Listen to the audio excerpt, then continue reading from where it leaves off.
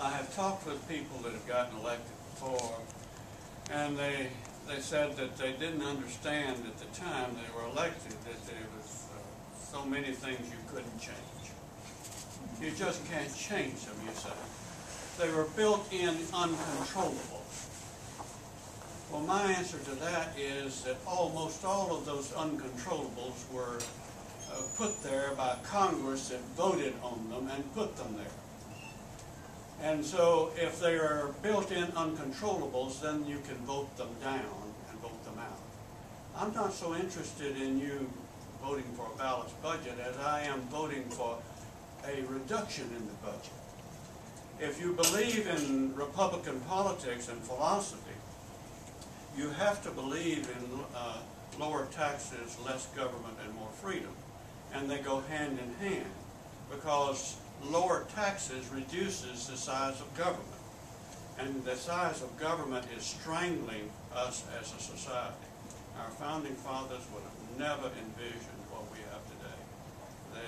And those entitlement programs that are not constitutional.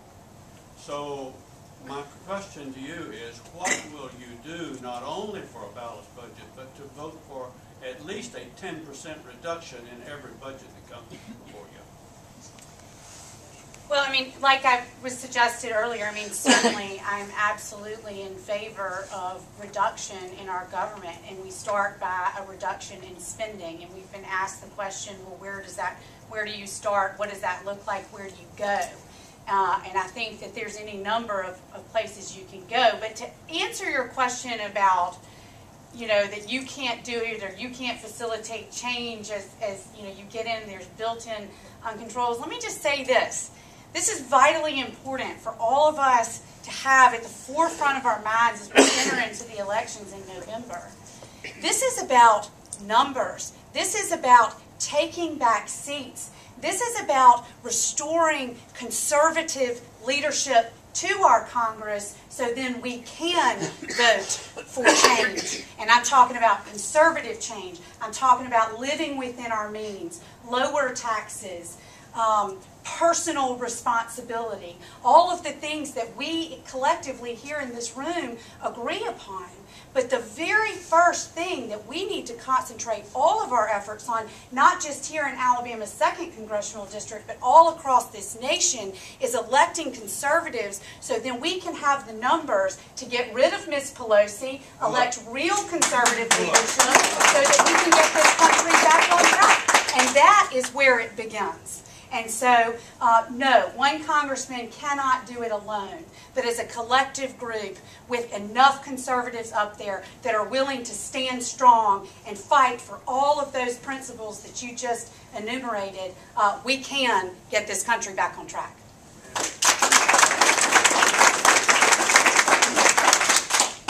I'll definitely just echo everything she just said. But then the question is, how do you get there?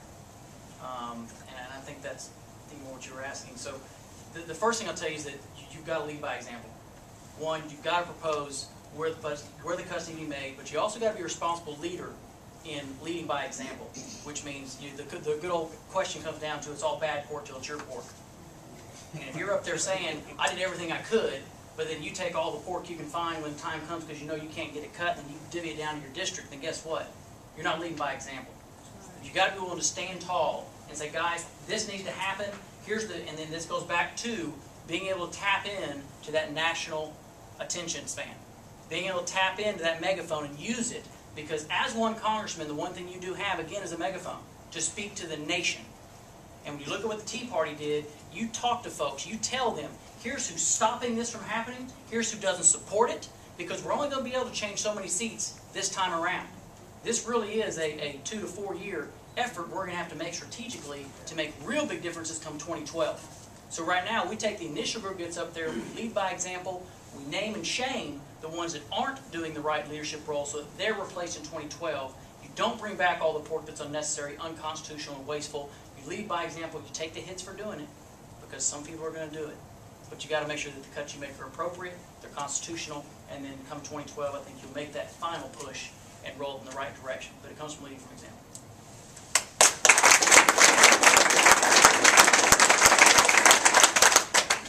Anybody else? Are you both opposed to earmarks then? Yeah, I mean, I believe that we absolutely have to have fundamental earmark reform in a way that we've never seen before. There's no question.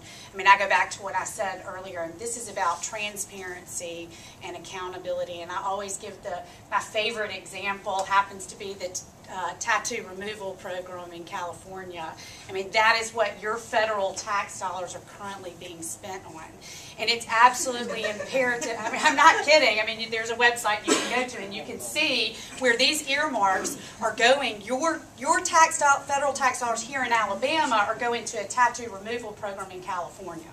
And that is what is fundamentally wrong with where we are right now. And we absolutely, I mean, we all know the powers vested in the Constitution to the U.S. House of Representatives are right there in black and white. And we ought to ask ourselves the question every time Congress puts any bill out there for a vote, they ought to have to state what the constitutional authority for that bill is. And let me tell you, that in and of itself would cut out the very waste that you're talking about.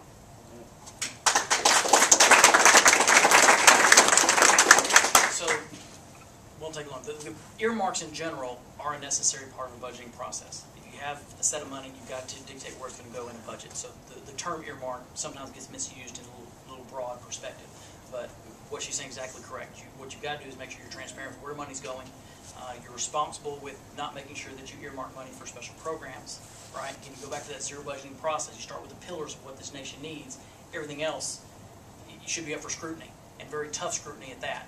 And then from there, you make sure that money is coming back to your district is appropriate. Military bases, agriculture, things like that that are absolutely necessary, tied to national defense, tied within the enumerated powers in the Constitution, and then everything else, again, you do the name and shame and you point out things that don't need to come back in your area and others, and put those people on the hill, because I think this year the environment is that the people are going to rise up, and they're going to make sure they target the congressmen and the leaders that are not getting on the right bandwagon 2 years from now. And luckily, that's where a lot of people. I guarantee for the campaigning process, I think it sucks that Congress has to be redone in 2 years. But I'll tell you, for the purpose of holding them accountable.